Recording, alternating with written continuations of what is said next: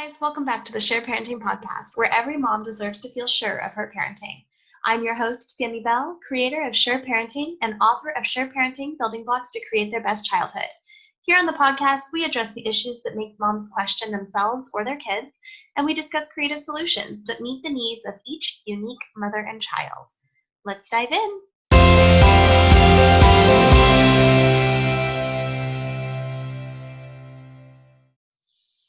Welcome back, you guys. So I put out a Google Forms for moms to input ideas, things that they wanted me to talk about. And one of the responses I got was, how do you stop comparing yourself to other moms? And I thought this was such a great question. So valuable, so important, and a topic that is near and dear to my heart. This morning, I was on a training call with Nicole Henry, and for any of you who do not know who that is, she is a magnificent mindset and money mentor, and she talked a little bit about everybody has their own emotion that lets them know when they're getting ready to sort of fall into an old cycle. And I think that it is so important to recognize what that is for you. So for me, it tends to be self-doubt. If I'm feeling yuck, if I'm feeling stressed out, frustrated, depressed, anxious, I tend to fall into self-doubt.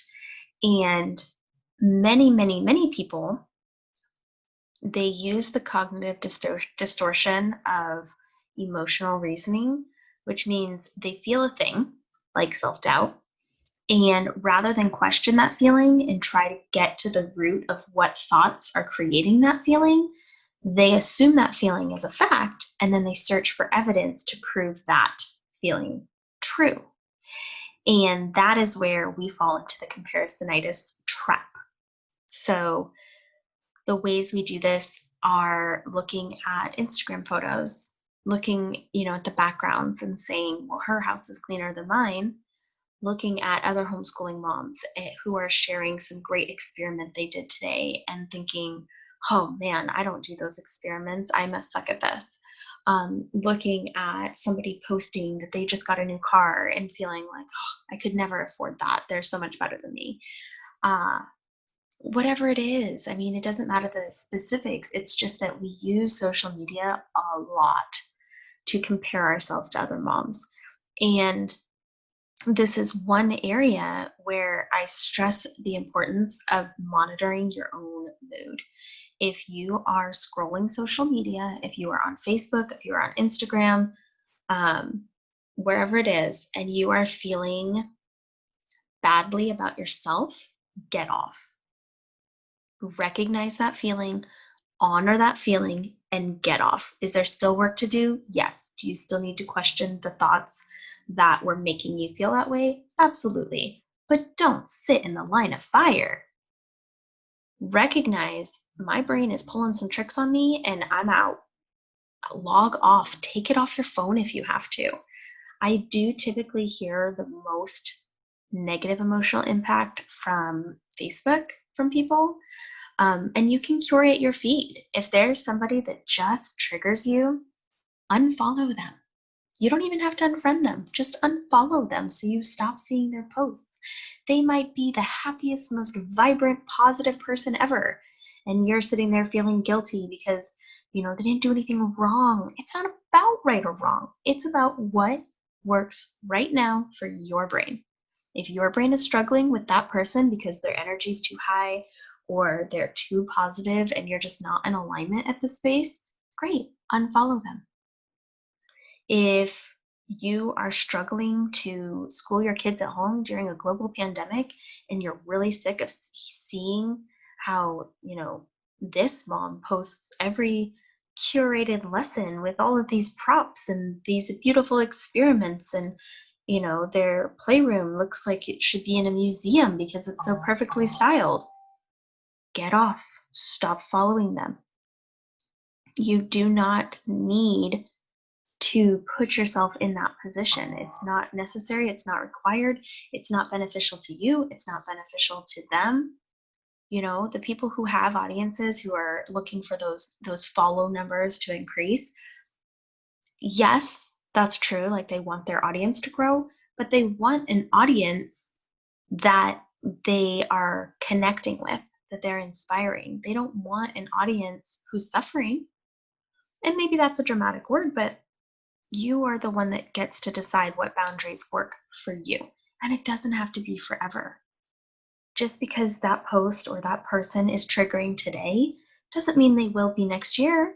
You can always refollow them later. But take care of your mental health.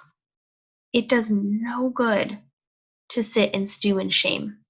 People think it does. People think, well, if I make myself feel badly enough, then I'll change. That's the whole premise of punishment. If we make kids feel bad enough, then they'll do better. It doesn't work. When people feel badly, they just do more bad things to themselves, to each other. When you're in that kind of mood, are you able to be the most kind and compassionate mom? No, because you feel like crap. When you take all of that noise out of your visual field, when you focus on, you know what, today I can read a book to my kids. That's what I can do today. And that's what you do. And you're not comparing it to anybody else, but just knowing that you committed that 10, 15 minutes to bonding with your kid. How does that feel? Feels pretty good. When you are focused on what other people are doing, you're losing the opportunity to do your best. And you got to remember something really important. Your kids chose you. They didn't choose that other mom on Instagram or Facebook or at the park. They didn't choose anybody to be their special person but you. So not only are you doing yourself a disservice, but you're really not honoring their choice either by telling yourself that they'd be better off with a different mom. They chose you for a reason, and you need to honor that. When you start to tell yourself that there's something wrong with you, I want you to write it down, whatever that negative thought is. And then I want you to argue with it. I want you to write down, I'm not a good mom because I don't, you know, make meals shaped like octopus and fishes and smiley faces. And then I want you to argue with it. Is your kid fed? Are they happy? Have they ever said to you, wish you could really make me octopus meals, but since you can't, you're crap. No kid's ever said that. They might say, I want you to turn my hot dog into an octopus, and you might do it, or you might say no. That's okay. Your kid's fed. They're happy. They're loved. That's what they need from you. They need that emotional connection. They need the security that they can trust you to be there for them, to walk with them through the really hard crap in life. They don't need you to be perfect. They don't need that kind of pressure. They don't need you to be Pinterest worthy. They just need you to show up. Be there for them. Focus on what's happening right now in front of you with your kid.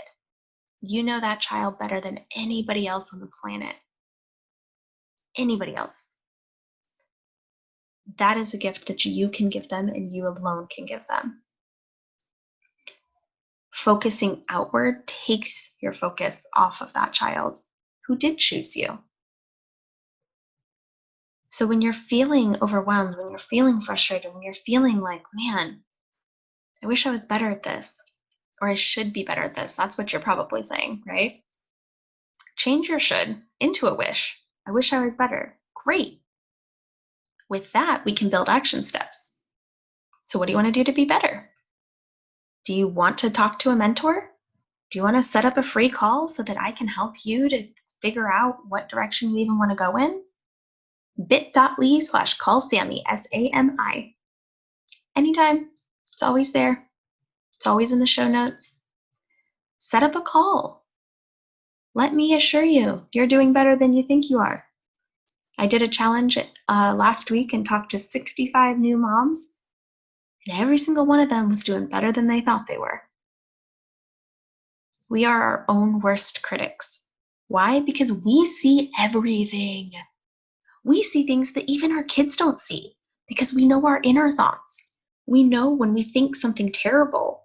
We know when we're so tired, we just want to run away.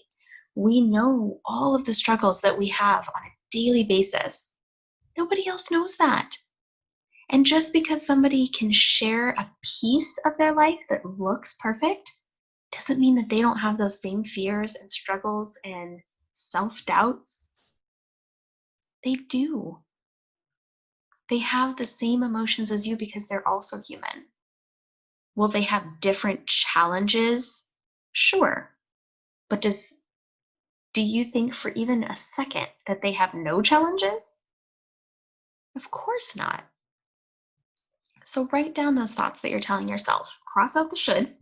Any should that you write down, any always, any never, cross it out and argue back. Oh, I should be able to make perfect lunches every day. Cross out the should. Do you want to or do you not? Is it a priority for you? If it is, cool. What are you going to do about it? Are you going to do some research? Are you going to sit down and make a meal plan? Are you going to let your kid design his own lunch because that would be perfect for him and he thinks it's amazing and hilarious and super fun? It doesn't matter how you do it. It matters that you decide you want to and then you take action in that direction. I just created a membership group called Create Your S.U.R.E Family. And in that group, our members are creating their families in their unique ways. We're going step by step through every trigger that you have, every frustration, every fear, and we're working through them. There's tools that you can take and print off so you can take a social media break and still keep working. You can spend 5 minutes a day. That's all it takes. It doesn't take hours and hours and hours. It's not about the giant leaps. It's about the small, intentional steps that you take toward your goal every single day. So if you want to stop comparing yourself to other moms, turn the lens around. Quit worrying about what they're doing. Quit worrying about what your judgment of them looks like. Because even if you're judging them kindly, even if your judgment is that they're awesome, you're still judging them. It's really none of your business what they're doing. Maybe that's harsh, but I feel like it needs to be said. Focus on what you need to do to meet your goals in your family.